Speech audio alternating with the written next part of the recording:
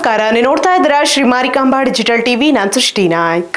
Rowdy ಶೀಟರ್ಗಳ ಜಗಳ ಬಿಡಿಸಲು ಹೋದ ಇಬ್ಬರು ಪೊಲೀಸರಿಗೆ ಚಾಕು ಇರಿದಿರುವ ಘಟನೆ ಭಟ್ಕಳ ತಾಲೂಕಿನ ಮುರುಡೇಶ್ವರದಲ್ಲಿ ತಡರಾತ್ರಿ ನಡೆದಿದೆ. ಘಟನೆಯಲ್ಲಿ ಹವಾಲ್ದಾರ್ ಸಂಗಪ್ಪ ಹಾಗೂ ಕಾನ್ಸ್ಟೇಬಲ್ ವಿನಾಯಕ್ ಶೆಟ್ಟಿ ಗಂಭೀರವಾಗಿ ಗಾಯಗೊಂಡಿದ್ದಾರೆ.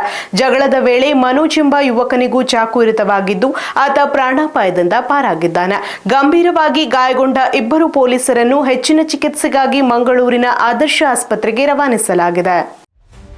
ಉತ್ತರ ಕನ್ನಡ ಜಿಲ್ಲೆಯ ಭಟ್ಕಳ ತಾಲೂಕಿನ ಮುರುಡೇಶ್ವರದಲ್ಲಿ ತಡರಾತ್ರಿ ನಡೆದ ಜಗಳ ಪೊಲೀಸರ ಮೇಲಿನ ದಾಳಿಗೆ ತಿರುಗಿದೆ. ಮುರುಡೇಶ್ವರದ ಕಮಾನಿನ ಬಳಿ ರೌಡಿ ಶೀಟರ್ ರಾಜು ಹಾಗೂ ಆತನ ಗುಂಪು ಮನೋಜ್ ಎಂಬಾತನೊಂದಿಗೆ ತಡರಾತ್ರಿ ಜಗಳವಾಡುತ್ತಿದ್ದರು. ಈ ವೇಳೆ ಸ್ಥಳೀಯರು ಪೊಲೀಸರಿಗೆ ಮಾಹಿತಿ ನೀಡಿದ್ದಾರೆ. ಮಾಹಿತಿ ತಿಳಿದ ತಕ್ಷಣ ಹವಾಲ್ದಾರ್ ಸಂಗಪ್ಪ ಹಾಗೂ ಕಾನ್ಸ್ಟೇಬಲ್ ವಿನಾಯಕ್ ಶೆಟ್ಟಿ ಸ್ಥಳಕ್ಕೆ ತೆರಳಿದ್ದಾರೆ. ಈ ವೇಳೆ ಪರಿಸ್ಥಿತಿ ವಿಕೋಪಕ್ಕೆ ತಿರುಗಿದ್ದು ಪೊಲೀಸರು ಸ್ಥಳಕ್ಕೆ ಆಗಮಿಸಿ ಜಗಳ ಬಿಡಿಸಲು ಮುಂದಾದರು.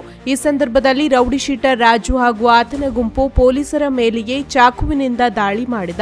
ಚಾಕು ಇರಿತದಿಂದ ಹವಾಲ್ದಾರ್ ಸಂಗಪ್ಪ ಮತ್ತು ಕಾನ್ಸ್ಟೇಬಲ್ ವಿನಾಯಕ್ ಶೆಟ್ಟಿ ಗಂಭೀರವಾಗಿ ಗಾಯಗೊಂಡಿದ್ದಾರೆ. ಇದೇ ವೇಳೆ ಮನೋಜ್ ಎಂಬಾತನಿಗೂ ಚಾಕು ಇರಿತವಾಗಿದೆ. ಘಟನೆಯಲ್ಲಿ ಗಾಯಗೊಂಡ ಮನೋಜ್ಗೆ ಮುರುಡೇಶ್ವರ ಆಸ್ಪತ್ರೆಯಲ್ಲಿ ಪ್ರಾಥಮಿಕ ಚಿಕಿತ್ಸೆ ನೀಡಲಾಗುತ್ತಿದ್ದು ಆತ ಅಪಾಯದಿಂದ ಪಾರಾಗಿದ್ದಾನೆ. ಇನ್ನು ಗಂಭೀರವಾಗಿ ಗಾಯಗೊಂಡ ಹವಾಲ್ದಾರ್ ಸಂಗಪ್ಪ ಹಾಗೂ ಕಾನ್ಸ್ಟೇಬಲ್ ವಿನಾಯಕ್ ಶೆಟ್ಟಿ ಅವರನ್ನು ಹೆಚ್ಚಿನ ಚಿಕಿತ್ಸೆಗಾಗಿ ಮಂಗಳೂರಿನ ಆದರ್ಶ ಆಸ್ಪತ್ರೆಗೆ ರವಾನಿಸಲಾಗಿದೆ.